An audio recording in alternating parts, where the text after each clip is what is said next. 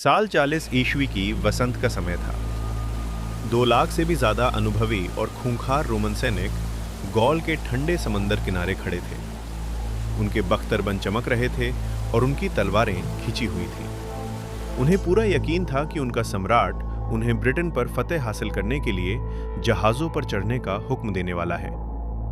लेकिन तभी उनके 28 साल के सन की सम्राट कैलिगुला ने एक ऐसा आदेश दिया जिसने सबके होश उड़ा दिए। उसने अपनी पूरी सेना को समंदर की लहरों पर हमला करने का हुक्म दे दिया।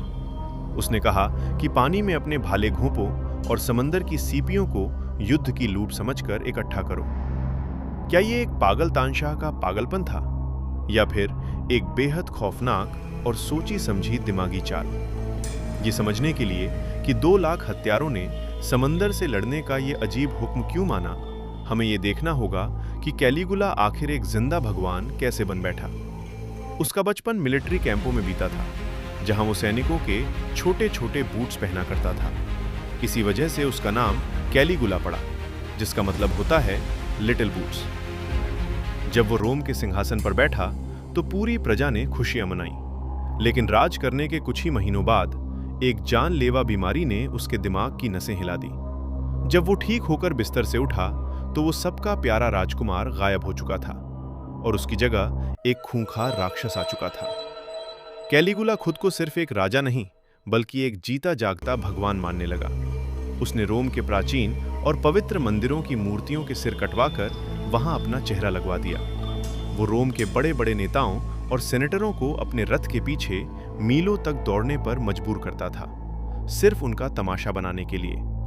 उसने तो यहां तक धमकी दे दी थी कि वो अपने सबसे पसंदीदा घोड़े इंसिटाटस को देश का सबसे बड़ा सरकारी अफसर बना देगा। पूरे रोम में ऐसा खौफ फैल गया कि अगर आपने राजा को सिर्फ गलत नजर से देख भी लिया तो आप अगले ही पल गायब हो जाते थे। अगर किसी ने जरा सी भी शिकायत की तो उसके पूरे परिवार को बेरहमी से मौत के घाट उतार दिया जाता था। अब वापस आते हैं फ्रांस के उसी धुंध भरे समंदर किनारे पर। कैलिगुला के सैनिक बगावत करने की कगार पर थे, क्योंकि वो सामने दिखने वाले खतरनाक समंदर को पार करने से कांप रहे थे।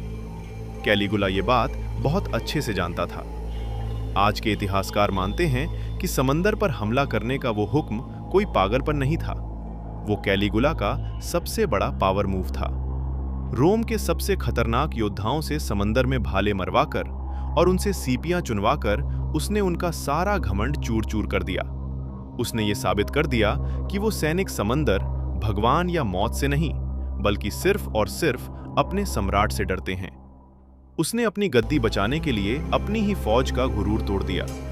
लेकिन एक कुचली हुई सेना ही एक तबाह साम्राज्य की नींव रखती है। समंदर की इस अजीब जंग के कुछ ही महीनों बाद उन्हीं बॉडीगार्ड्स ने, जिनकी जिम्मेदारी सम्राट की रक्षा करना था, महल के एक अंधेरे रास्ते में कैलिगुला को घेर लिया और तलवारों से उसके टुकड़े टुकड़े कर दिए। द लोर आर्काइव्स के पन्ने ऐसे कई लोगों की दास्तानों से भरे पड़े हैं जो खुद को खुदा समझते थे, लेकिन आखिरी वक्त में उन्हें एहसास हुआ कि वो सिर्फ एक आम इंसान थे। अगली ऐतिहासिक फाइल को खोलने के लिए अभी सब्सक्राइब करें।